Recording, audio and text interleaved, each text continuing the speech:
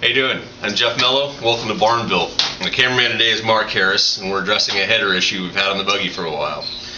What we've had is this passenger side, driver's side rather, header comes up, crosses over the top of the engine, and it's got a leak somewhere in this collector that we don't know about. We think it's affecting the way the motor's running because not only the O2 sensor for this side, but before this gets into the collector on the other side, it's got the O2 sensor for that side also.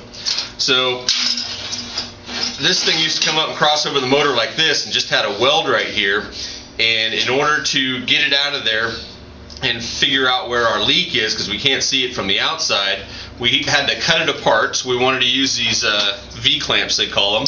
Pick these up from Summit, and you zoom in a little bit here, Mark. I'll show how they fit on there. What they are is just two flanges, and they fit into that deal like that, and this is just a big hose clamp that tightens them down, and as you tighten the bolt down, it squeezes them together and centers them. So the two machine surfaces, no gaskets, fit everything together. The reason we got two of the V-clamps was because we needed to fix it, or we needed to get into that weld, and also where this one attaches to the other header and comes in and wise for our single exhaust, we had this roach of a adapter, clamp, whatever, sleeved over there, and it was also leaking pre one of the O2 sensors. So we're going to get rid of that by getting one of the V-clamps in there as well. These are stainless steel on the outside, all this part, and these parts are regular carbon steel. So what we'd like to do, we've got them tacked into place so we know everything fits, and we're going to take these up to MoFab and have Travis Carpenter TIG them up all real nice, and then these headers are going to go out to the powder, or to the coater.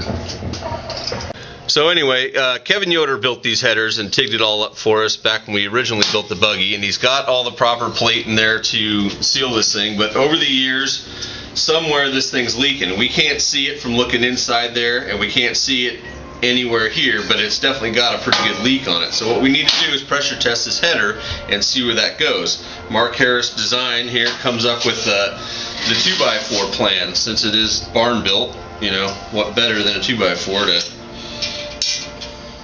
seal up this end. We're using the stock header, regular old header gasket. We might actually get new ones when we put it back together, but probably not. So with our high tech these days, you know, around here, back in the old days, you know, we might not use stainless steel screws, but, you know, we're feeling pretty rich these days. It's also Douglas fir 2x4, in case anybody cares. So got one end all sealed off. The other end, down, I got a 3-inch pipe Connex by Universal, UPC rated, made in USA. Anyway, this is just a plumbing department deal. We're gonna stretch over the end there. It's got a hose clamp that holds it on. Oh, and we put we drilled a hole in the middle of it, and we put a Schrader valve in it so that we can get some air in there. Get this straightened out, tighten it up. This is our seam right in here, and there's a little bit of weld missing there. So now in hindsight, maybe we can take it up to Yoder and get some warranty work done.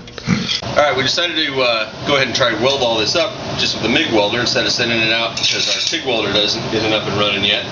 We went in all four directions where the pipes Y together, and we found our one leak. We welded it up, and we stitched up about 1 inch, half an inch to an inch on either side. And we also went inside and welded as much around all this as we could, just kind of tack ways, and then around the inside and the outside V-ring collar.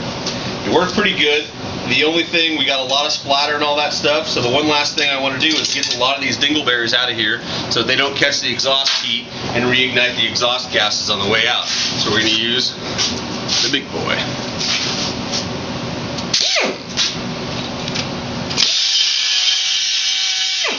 Notice the OSHA approved squint.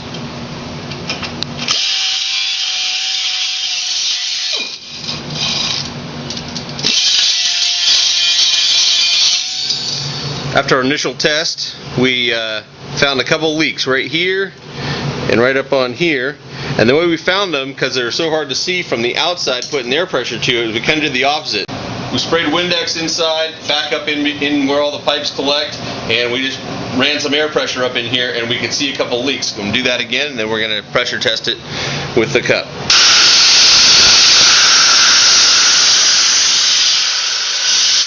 Cool.